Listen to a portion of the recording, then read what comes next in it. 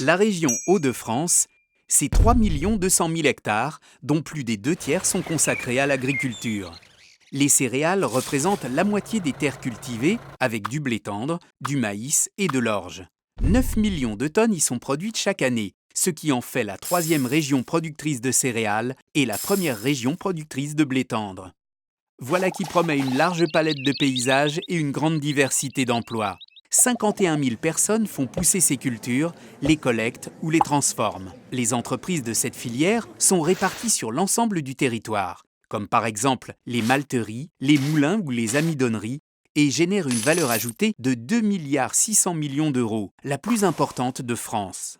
Sa situation géographique est un atout de taille. Avec Paris, Londres et Bruxelles situées à moins de 300 km, la région est au carrefour de grands bassins de consommation. D'autant que ses infrastructures déjà performantes, réseaux routiers, ferrés, fluviaux, vont devenir encore plus importantes avec l'agrandissement des silos portuaires et le futur canal Seine-Nord-Europe.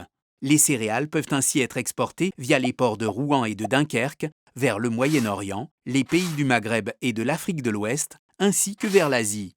Terre d'agriculture et d'innovation, c'est une région qui attire les entreprises du secteur des agro-ressources avec ses nombreux centres de recherche et sa main-d'œuvre qualifiée.